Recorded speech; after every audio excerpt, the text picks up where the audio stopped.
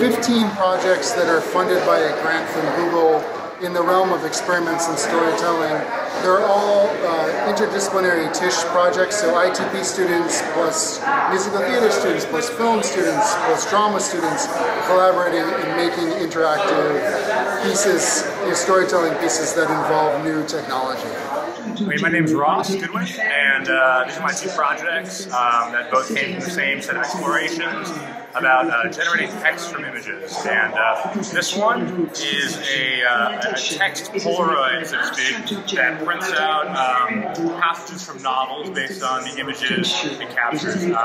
This one over here is a personified surveillance camera that looks around for faces and then describes them out loud.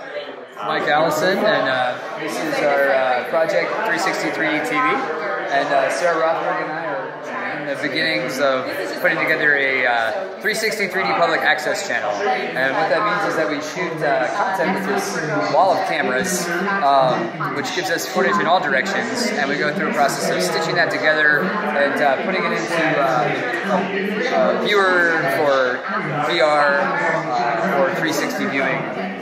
So my name is Erin Finnegan, and I just graduated from ITP. I'm doing a project called Switchblade Shakespeare for this Google Grants Experiments in Storytelling.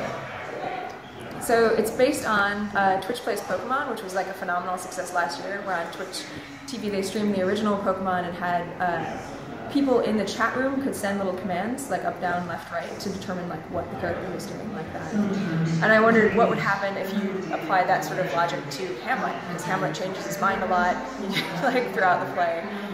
So we've developed a kind of like web-based app that lets the audience direct the actor by not like changing the actions of what the actor is doing, but by changing instead the internal like emotions of what the actor is feeling throughout the scene. My name is Schneider. I collaborated with Caitlin Robinson, who couldn't be here today. And this is Capsule Portraits, an experiment with computational photography for virtual environments and then also physical environments. As you can see, the printed sculptures that we have of these cans. We also looked into Google Cardboard for documentary photography, basically. Using 3D scanning, I documented single-person households. This is a scan of almost an entire apartment. And then this is, after a lot of processing, it's ported into a virtual environment that you can navigate and get audio from the space and kind of walk through this like frozen moment in time.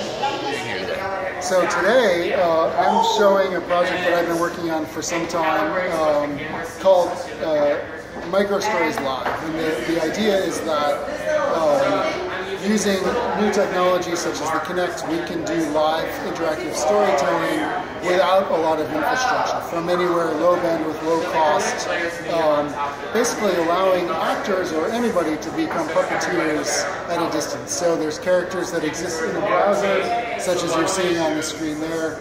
That's Cosmic Cat with a scribble in front of her. And those characters are controlled by live actors that can also be anywhere and have live interaction with a small audience. My name is Andrew Lazaro, and I'm a professor, and I'm part of the original grant team for the Experiments in Storytelling project. So this project is called Ready, Set, Go, and it's a collaboration tool for theater designers and the creative team behind theater processes. So what it's meant to do is help these creative teams collaborate more effectively. So this is a model from a scenic designer, Wilson Chin, who I work with. And then they'll go ahead and draw that design in CAD software to go to the shop, like Vectorworks. So what we do is we pull from the Vectorworks file and actually grab the ground plan for the set and all of the elements within the set, and then we project that complete to scale on the floor of rehearsal rooms. Hi, my name is Cisa Bueno, and my project is called To the Mountains. It's a feature transmedia documentary. So now you get the cue at the corner. So my point is, this is an invitation for you to come to the site and get more information. And each dot on our website indicates a spot that has added content.